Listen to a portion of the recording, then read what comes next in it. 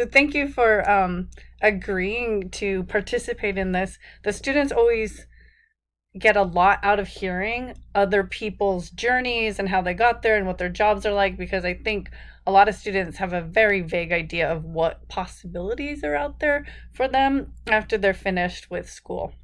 So I really appreciate you taking the time to let some of these students know what some of the options are out there for them. You never know what's going to kind of click with somebody and be like, oh, that's really interesting. I kind of want to do that. So thank you. So, George, are you able to do two things at once? Because it looks like you're in charge of letting everybody in. So can you do two things? All right, I'm going to let you do a little introduction since you're most familiar with everyone. And thank you again so much for agreeing to do this. Yeah, sure. Well, thank you, Denise, for having us. I think we could just start with some quick introductions, and then Denise, you set some questions that we could go through. So my name's George Hung. I have a master's degree in cell biology from Duke University, a bachelor's degree in biology genetics, and then an MBA from Cornell. I've had about 20-year experience in the commercial space, both in pharmaceuticals, medical devices, and now the life sciences. So that's kind of high level my background. Elizabeth or Andrew? Yeah, okay, I can go next. I'm Elizabeth Wahl. I'm the Strategic Product Manager at Gemini, and I've had quite some changes throughout my career, but I ended up with a bachelor's in biological anthropology, a master's in molecular bioengineering I did in Germany. I also did my doctorate in Germany in experimental medicine with a focus in regenerative medicine, and I am about to finish up an MBA. So I really love education. Wow. Yeah, you like classes. I don't know about classes, but I really like to learn new things. That's great. Thanks. I'm Andrew Jarecki. I really wish I went before you, Elizabeth. I graduated with a chemical engineering degree and then kind of went into industry with that from the University of Washington. Great. Okay, so should we go through the the different questions in a round robin sort of experience? Okay, so we went through the company. You're all working for GeminiBio in your current title and position, but I'm going to ask the next question: what led you to your current job or position? Everybody has their own little journey, so maybe George, you can start. Sure. So I've had my journey has been a little different. So I'd like to share. I'm actually a first generation born and raised in Connecticut, and I had some early career success. So I started out and went straight into graduate work. Went into pharmaceutical sales at Merck, got an MBA, and then came out and became was in the commercial space. So I was a marketing brand manager for a similar product. This was a statin. So they were one of the biggest therapeutic classes in the pharmaceutical space. So it was a natural progression from sales into marketing. Then had some early success, became president of a regional office in Los Angeles for a consulting firm where all we did was name pharmaceutical drugs. Big companies like Amgen would pay like $250,000 to get a pharmaceutical drug name, and then another $1 million just to get the trademarks. So I did some consulting work, and then Los Angeles is bigger in the medical device space, and I ended up working at the Alfred Mann Foundation, kind of director of business and marketing intelligence. And then what happened to me was I started my own company, and I probably held on to it longer. So I'm one of the stories of when you don't hear about where it was a failure. It was a little, it was a learning experience. But now I find myself with two young kids. They're actually with me now. We're going camping, and for me, the life-work balance is really important. And I think anyone would say sales can be a great experience because there's pretty good flexibility. The pay can be pretty good, and then once you kind of have your customers, there's flexibility, so you can carve out time for family. So I'm actually in the same position as Andrew. I'm what they call a hardware sales specialist. But I'm also what they call a field application specialist. I'll support Andrew in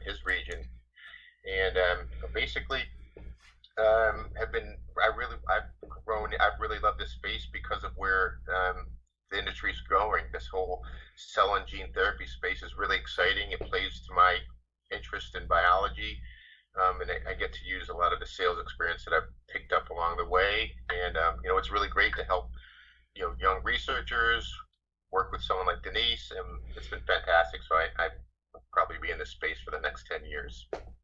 So that's my long story. Great. Thank you. That's interesting.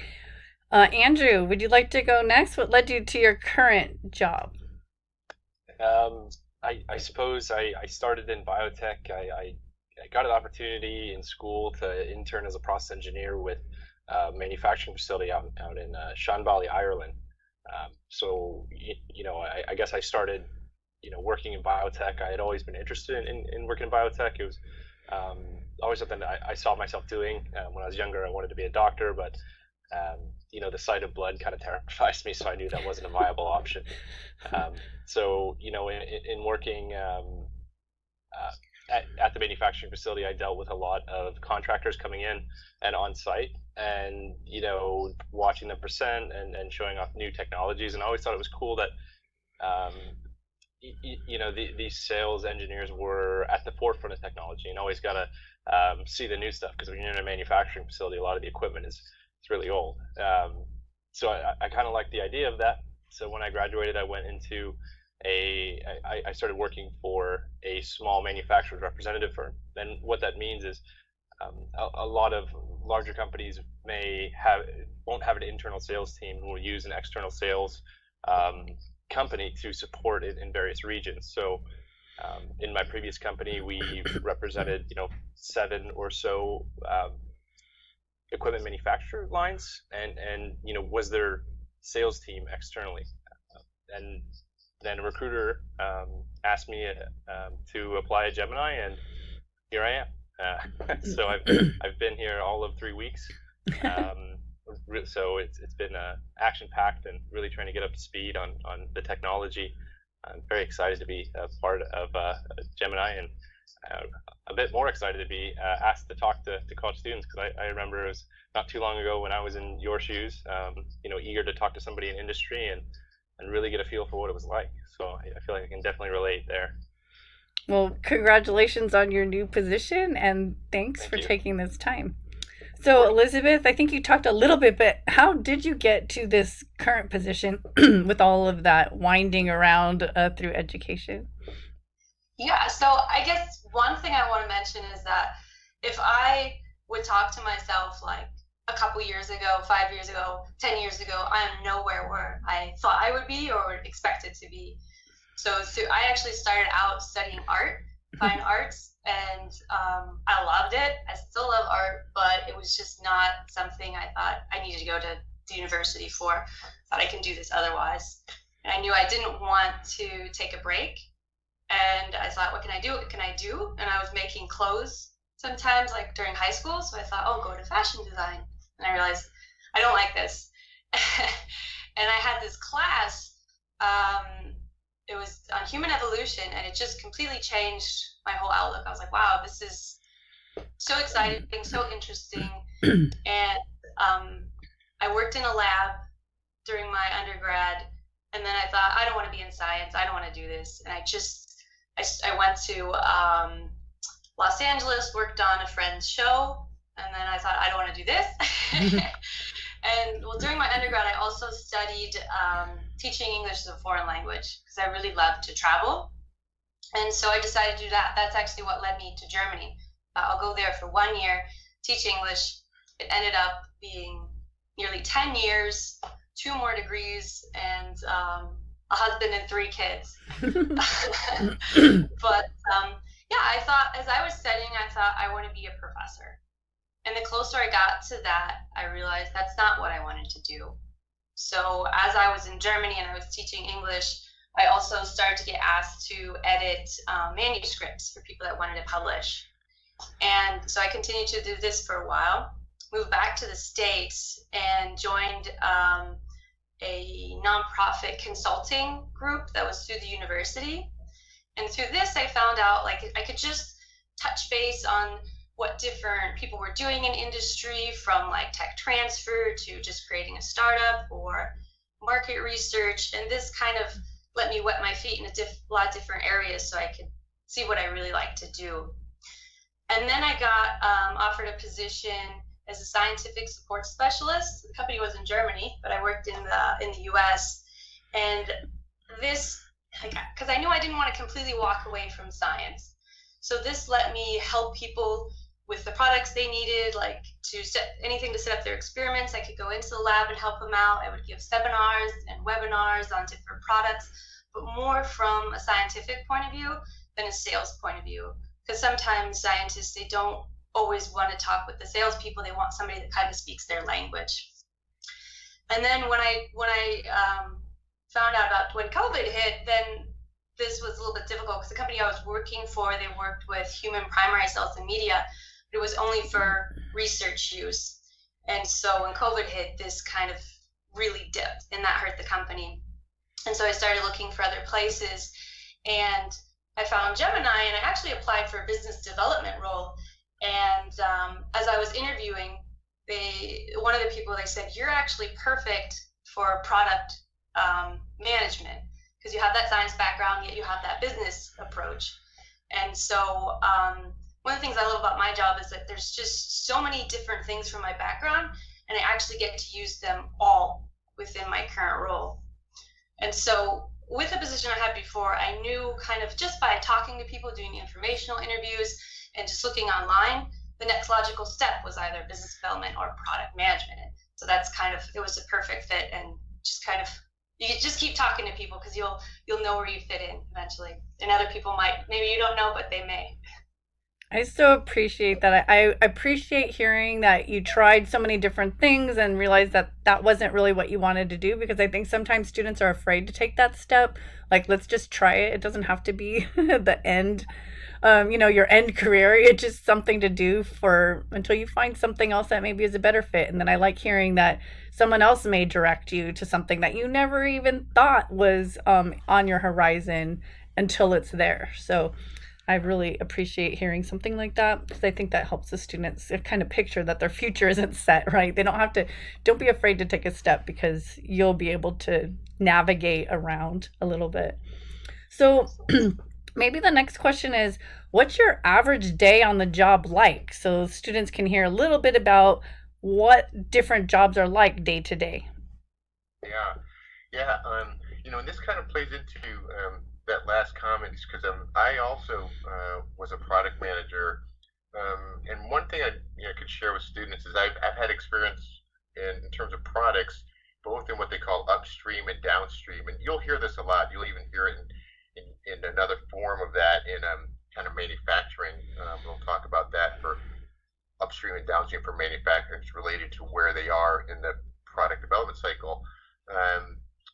And I found, and maybe Elizabeth confirmed, is just for sharing information, what different roles are like. Product management is very much a cross matrix where you touch everyone, and you'll have vision, you'll have connection with the executives because they want to know what's coming on new products and timelines.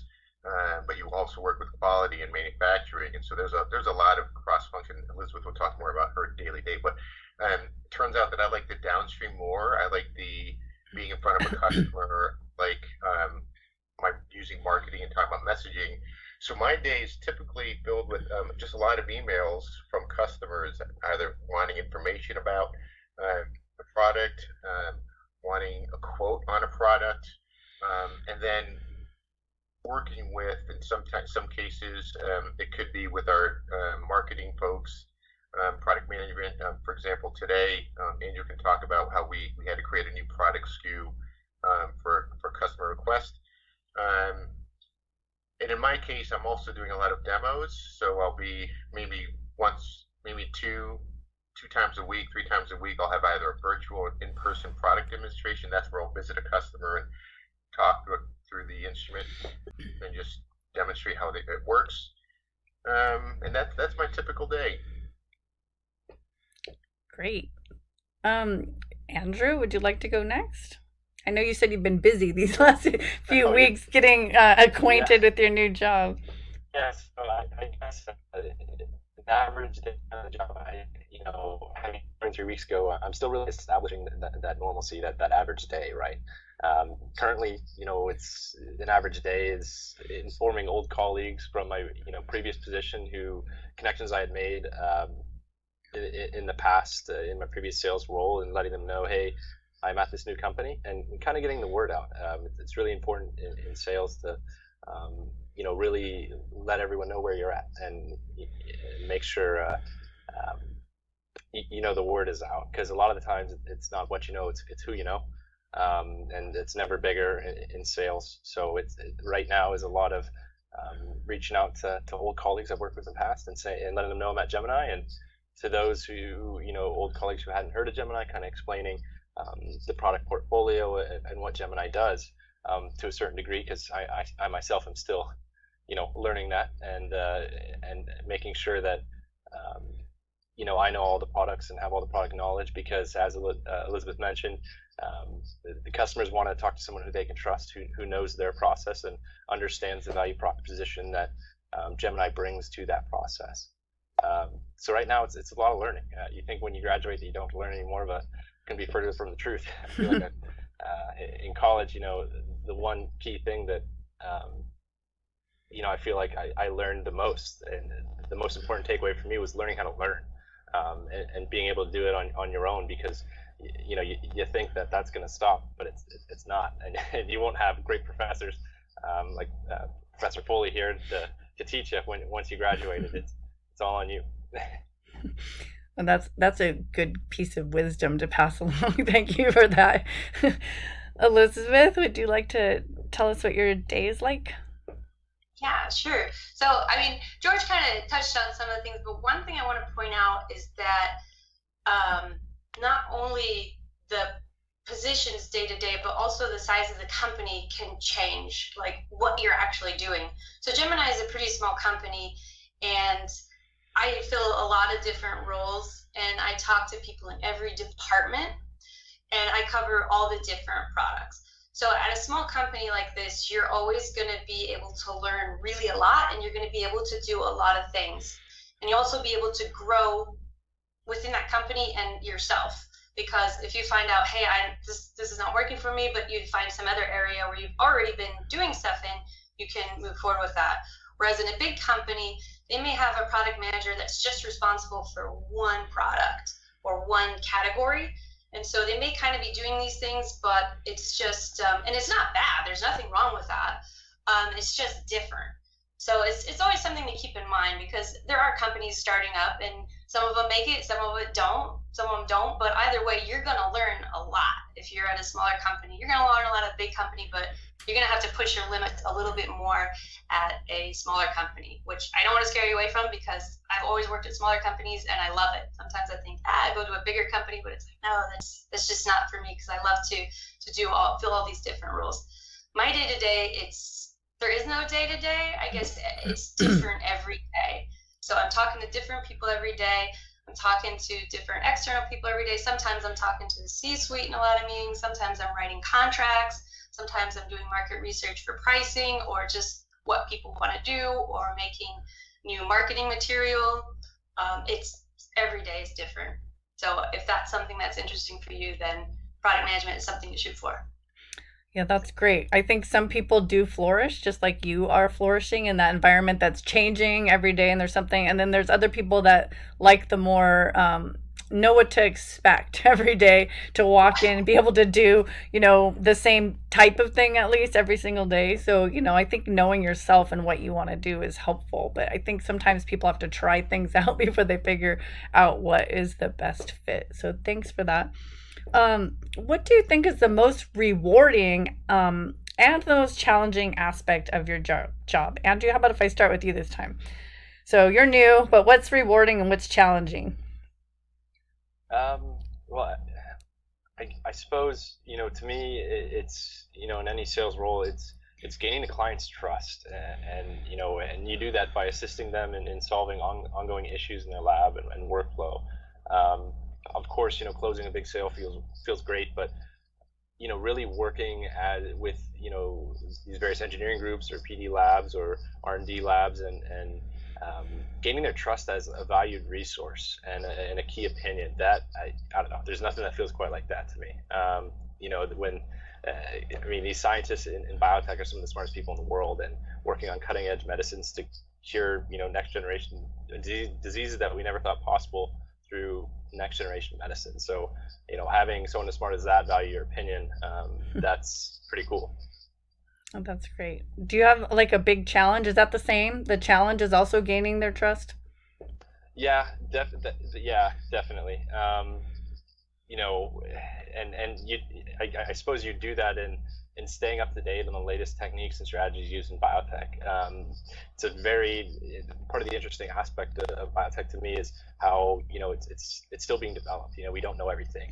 Things are constantly changing, and you always have to keep up to date as to what's new and what new processes are being developed, right? For instance, like CRISPR, and CAR-T, and these new products and processes, and the processes involved in producing these products, and staying up to date on how all of that works it's a lot. So Yeah. that would be the most challenging aspect. George, should we come to you next? What's most challenging and rewarding? Yeah, so I think I'll start with the challenging first. The idea that Elizabeth was talking about smaller, mid-sized, large companies. So my first sales role was with Merck Pharmaceuticals, and that was a machine, right? I mean, we had quarterly programs that rolled out on time every quarter. We had new promotions. Everything was communicated nationally. It was a machine. Big pharma companies are really good at that. I was with a consulting firm where it was just, basically, selling to pharmaceutical products, and that was run almost like a baseball coaching session. We had 8 a.m. sales calls, and every morning, and it was like, how many opportunities do we have? So that was militant in its style. The challenge I found here is that, and this is something to be aware of. The background on GeminiBio is that it was largely a family-owned company for 30 years, and then it got acquired by a private equity group. And where the company struggles is, the culture is, the changes have been slow. I can say that. So that means trying to implement new processes, even if they are kind of more standard with like a big company, and they work, they're effective, there's been resistance. So that's been the biggest challenge, trying to work in a way that's generally accepted in the industry when there's internal resistance. Certainly the most satisfying is what Andrew said. I think finding new customers, working them kind of do parallel studies to make sure the instrument works to kind of their current different instrument. Just being an assistant in some ways, or more of a consultant, I should say. I think that's better. It's just satisfying because I just love learning and doing, understanding where they're kind of where they could use some support, and then helping to train them on the value of the instrument. So that's where I'm with. That's great. Elizabeth, I got a sense that, your days shift every day and that can be challenging, but do you have anything else you can add to that? Well, I think if I want to add or launch a new product, I need to pull people from different functional areas, from quality, from marketing, from operations, from sales, and I'm pulling a core team together from different areas that are doing their jobs, their functional areas independently, and to pull them away from that to help launch these. This is a challenge to get everybody together. Is joining. So one of the most rewarding things, I guess, is I really like science communication in a way that I feel like there is a lack sometimes where you have scientists and they're speaking their jargon, but maybe the general public doesn't always understand. I think we've seen this a lot with COVID and the vaccine, some misconceptions that go on. And I really last week we had a sales meeting, and I was able to train a lot of the new people and the legacy people who have been there for a while on our products. So I needed to find a way to make it that everybody can understand and everybody wasn't bored. And I think it went really well, but I really like to be able to communicate the science to people, whether it's through marketing material or through training, that they can understand, and I can put it on a level that anybody can take it and go with it and understand it. So that's very rewarding for me. Thank you. So I think we heard a little bit about how you all became involved in the biotech industry. And I think I may have heard from most of you your first position, but maybe you can reiterate that. What was your very first position and what was that like? So, Elizabeth, maybe you can start with that again. Maybe recap. What was your very first position in this industry? So my first position in this industry was a scientific support specialist. And I started out, it was a remote position. The company was headquartered in Germany, but the majority of our sales were in the US. And we were a small team, maybe of 10, all scattered throughout the country. And at first it was kind of just emails and phone calls on the technical nature, like what product do I use, or any issues like how do I do this, how do I work with that, what products do I need for this or that. And then it went to giving one-on-one webinars, because we were working with human primary cells, and they're a little bit, the handling is a little different than cell lines, which are like your HeLa and all these very robust immortalized cell lines. And so a lot of it would be like one-on-one, like the steps to use this stuff, what you need it with, moving to seminars and in-visit or in-lab visits, and a little bit of sales on the side because we were a small company, and a little bit of marketing because it was in Germany, and what you're allowed to do in Germany with marketing and what you're allowed to do in the US in marketing is very different. It's almost kind of scary, but what you're allowed to know about people. But yeah, I mean, it was a little bit all over the place as well. But again, a small company, so if you like that, then small companies for you. Andrew, I'll go to you this time. What was the very first job in this industry? I think you said you kind of were always interested in it, but how did you land in biotech? Luckily enough, I had a family connection in biotech, and I was able to get in as an intern at a manufacturing facility. So I kind of just dove in, feet first, and just took the plunge, and just tried to apply what I was using in school to the position, and learning a lot as I went. And that was the position was an intern process engineer for a manufacturing facility in Sean Bally, Ireland. So it was a lot of learning, but no, it was a great first step in that I kind of got to see what the industry was like, and deal with problems on the manufacturing floor, on a day-to-day basis, which is really interesting. That's great. You kind of hit on two things in your answer. One is internships are a great entry, and the second is networks are great. Definitely. So networks are so important to build. Thanks for that. George, what was your very first biotech job? Yeah, so it was sales, and I just went. There was a job opportunity. What was it? A job fair in New York Times magazine. At the time, we still went to newspapers. I drove into New York. The interviewer really liked my personality and said, we've got a position in Massachusetts. Could you be up there tomorrow? I drove up to Boston, interviewed, and I had a job back on my drive home. They called me and said, would you like the job? And so I was in Western Massachusetts for a couple of years. Learned a lot. One thing I will say is about a quarter of the time, 6 months of it was spent just on training, and then I got promoted and moved to San Francisco. So I loved it. It was great. That's great. So again, go to a job fair, right? These are all things that students sometimes are exposed to, but maybe don't take advantage of. So I'm reiterating, some of these experiences really do lead to some great things. So they should take advantage of them when they're here. Okay, so number 7 gets a little bit into your future. So how do you think that these experiences have shaped your present and your future career goals? Like, where do you want to go because of what you know now and what you've seen? I guess we can start. Maybe Elizabeth, will start with you. We haven't come to you too often. What do you want to do in the future? So part of the reason that I decided to pursue an MBA was that I wanted to start my own company. And I was actually working on that quite a bit, and then COVID hit and derailed that.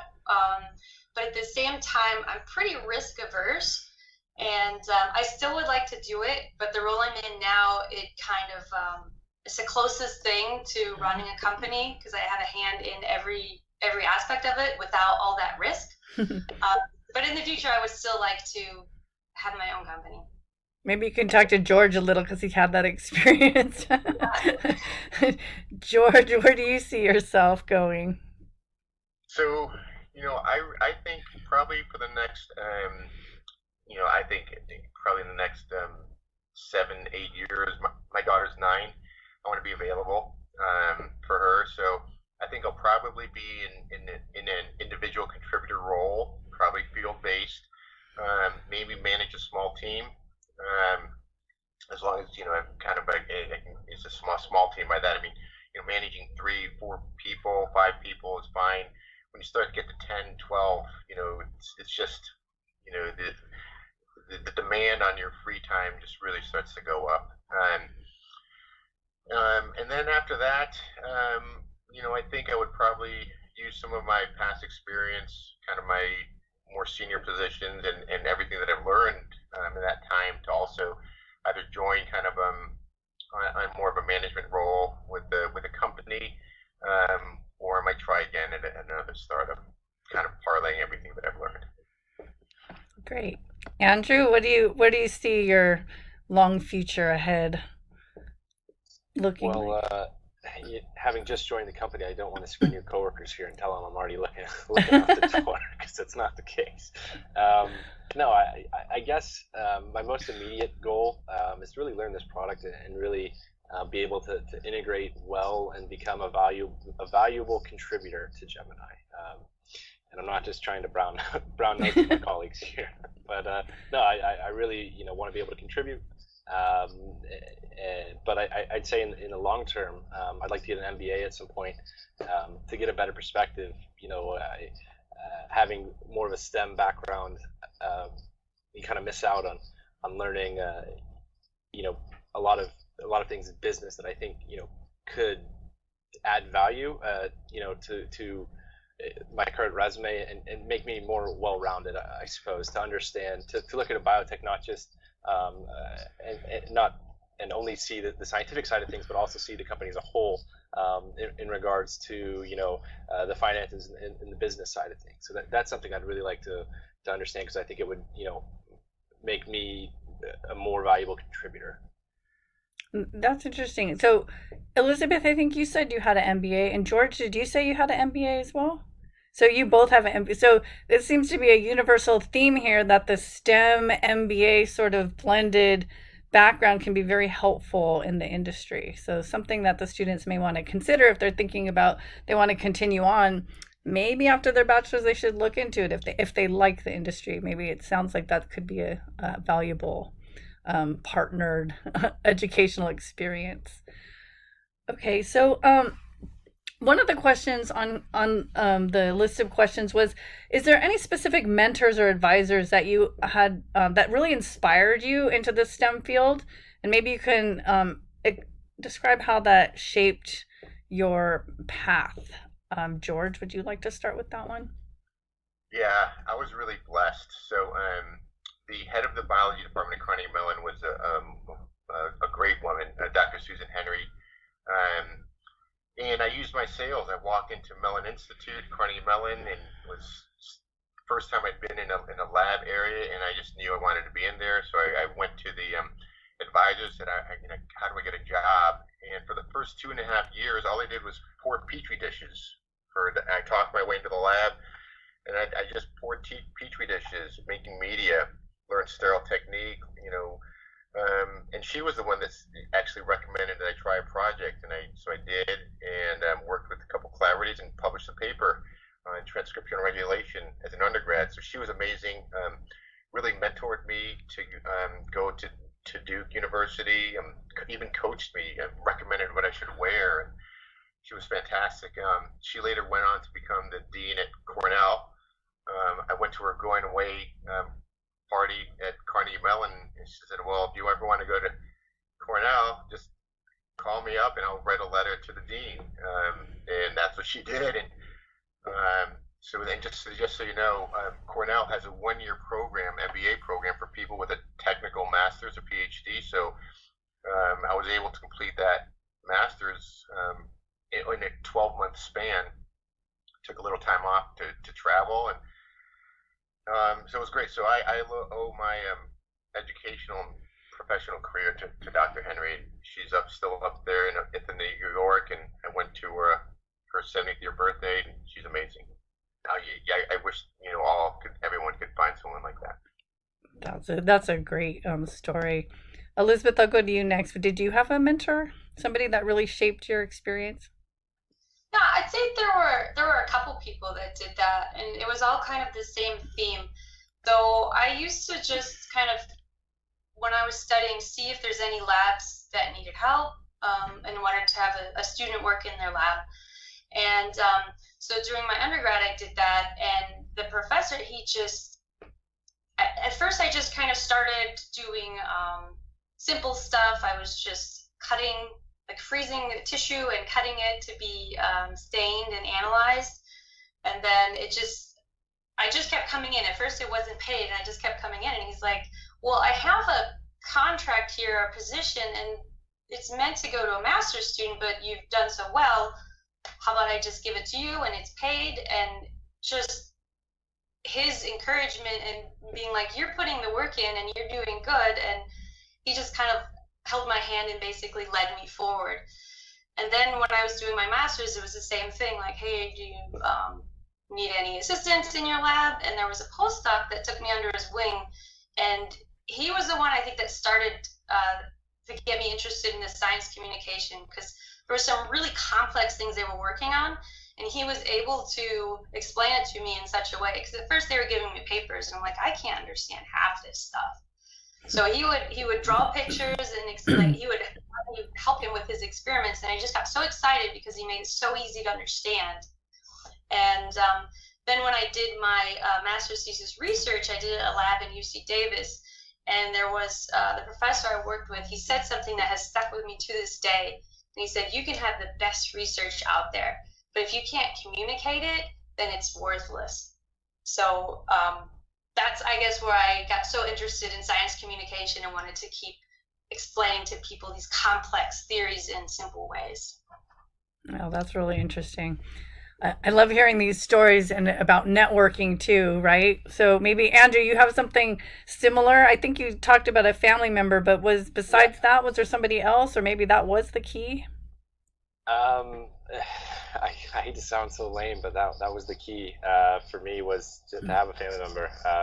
My mother had worked in biotech for quite some time, and seeing her be rewarded for her hard work in the industry and the success she achieved really inspired me to go into biotech, knowing that it's an industry where your hard work pays off, and you get recognized for your hard work. And that was something that really inspired me to want to be a part of industry.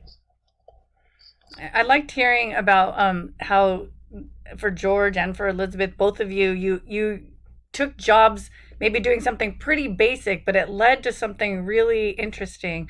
Andrew, did you have something that was like that too? Something pretty basic that led somewhere else?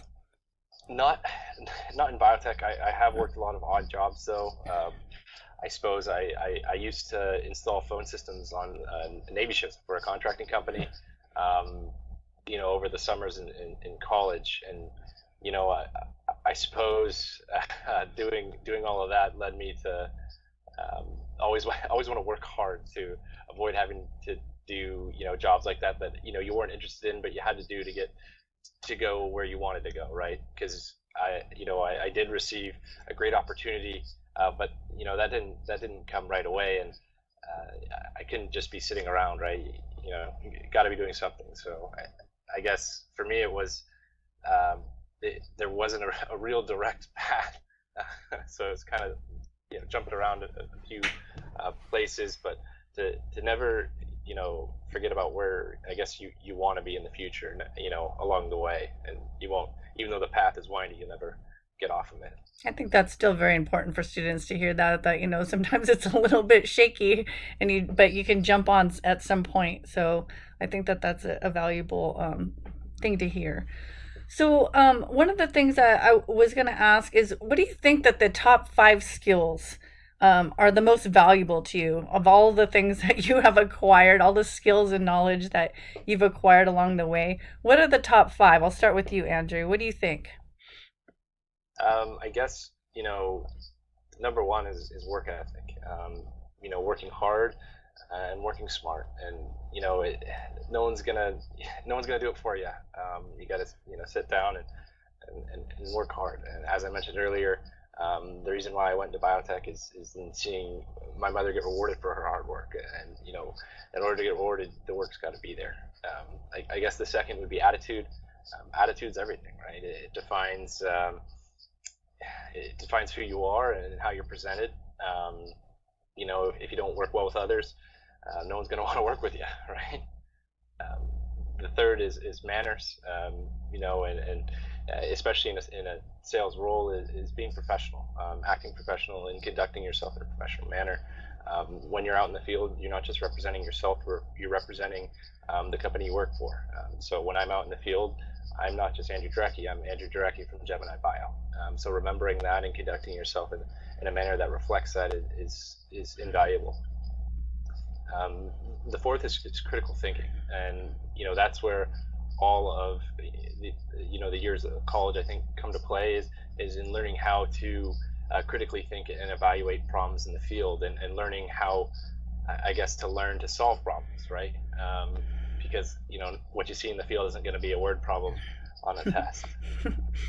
Yeah, that's true. And then finally, communication. Not to steal Elizabeth's thunder, but as she had said, if you do all the work and have the best research out there, but you can't communicate it, you've done nothing. I think that's an awesome quote, because especially in the sales side of things, if you can't communicate, you're not going to go anywhere. You got to be able to talk through problems with people, because a lot of times, a lot of the problems you're facing are complex and involve a lot of different people.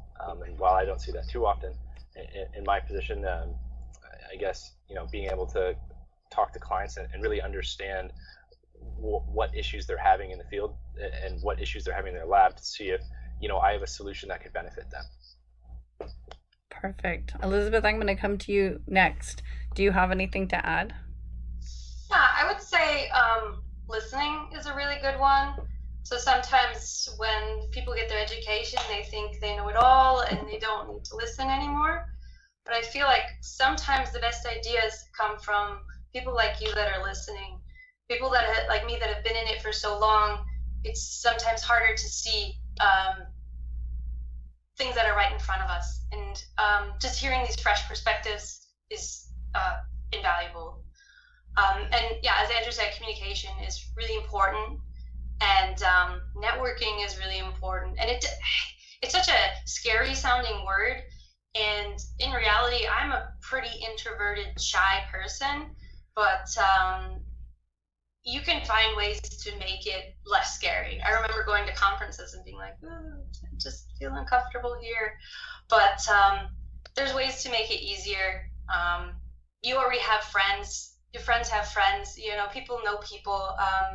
If there's something you're interested in, you want to know about more about it, just tell people that, because half the time somebody knows somebody that can help you with that.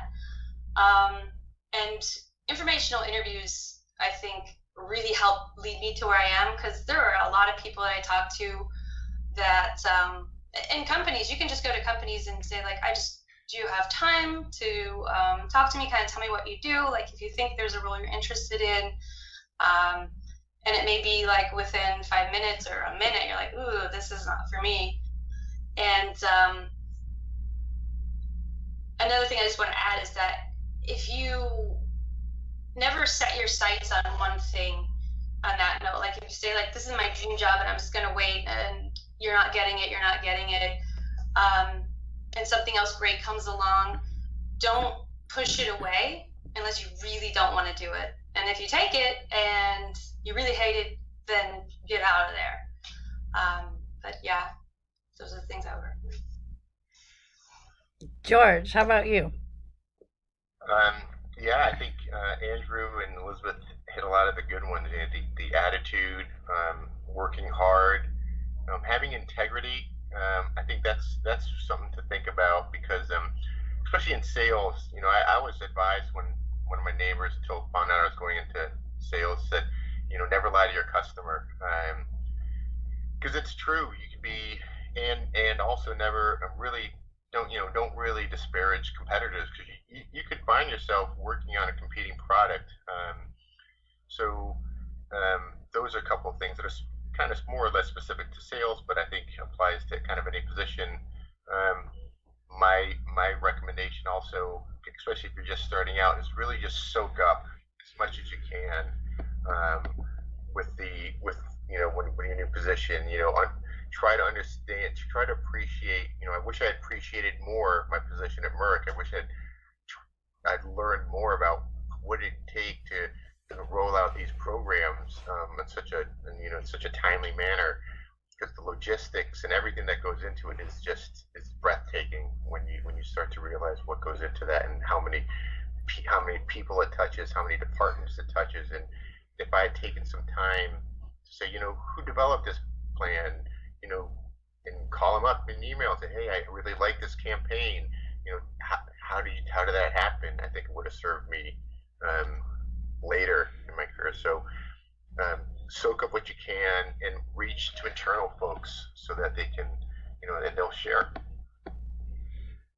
One of the things that I just noticed about all three of the answers was there wasn't really a specific skill that you came away from college, except for perhaps Andrew saying like learn how to learn earlier.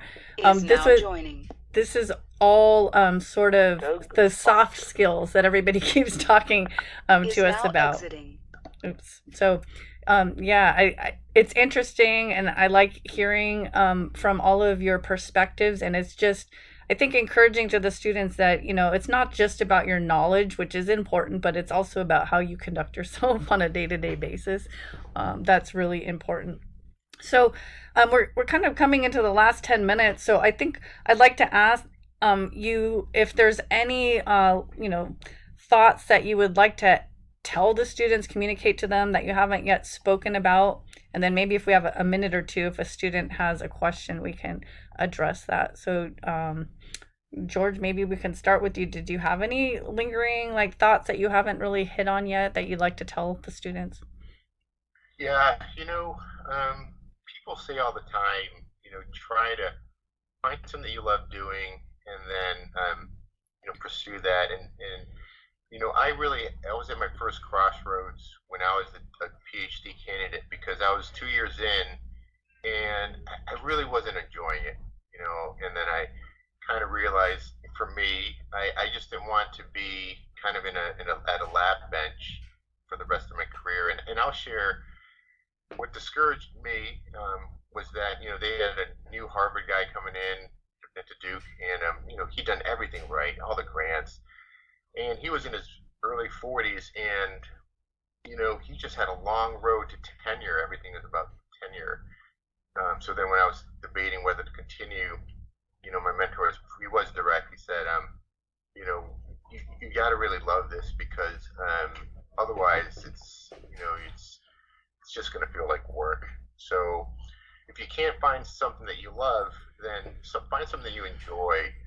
So for me, I'm just naturally curious. It's part of who I am, and it's why I think I thrived kind of in the early years in science and continue to follow areas of research that are unrelated to what I'm doing just because I find it fascinating.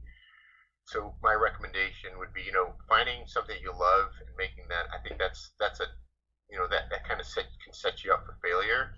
I recommend, what I'll recommend to my kids is find something that you enjoy doing, and as you go through that, you might find different paths within that category. So for biology, it might be cell signaling, or it might be cell motility, or find something that kind of turns you on, and then from there just soak things up and be open to finding a position that you might not be aware of, that you might like.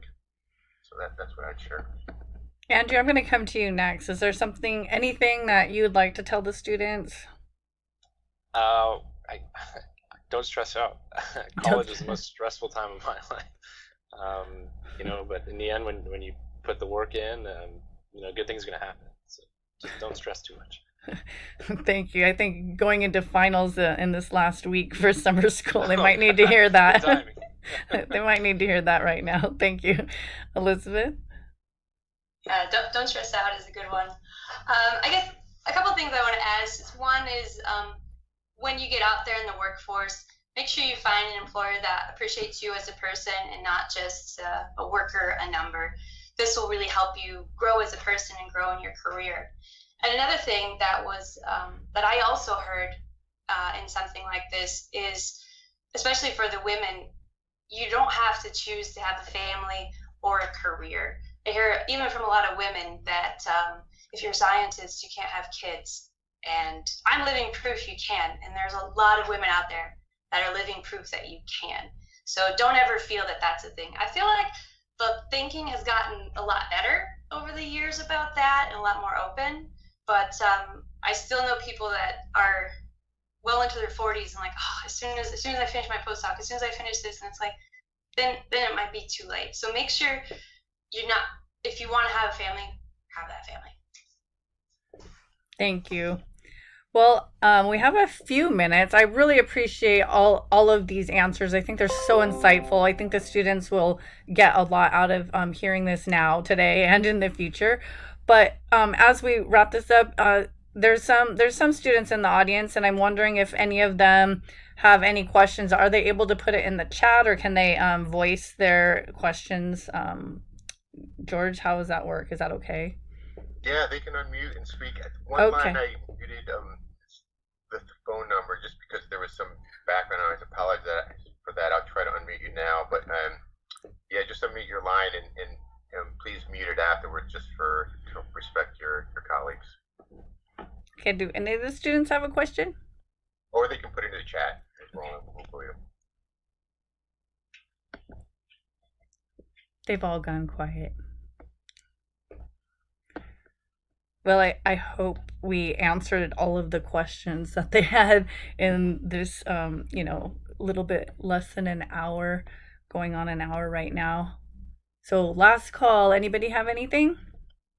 Okay, so I'm gonna call this and wrap this up and express my appreciation one more time to Andrew and Elizabeth and George. Thank you so much for taking time out of your busy schedules. I know you're busy professionals and it's not a trivial thing to take time out. And I know, George, you're about ready to go on vacation. So again, thank you very much.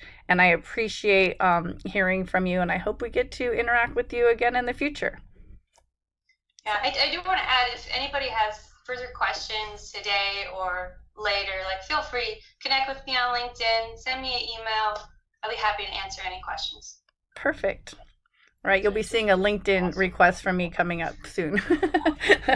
Okay. I just want to say this was an honor, and I definitely feel lucky to have shared.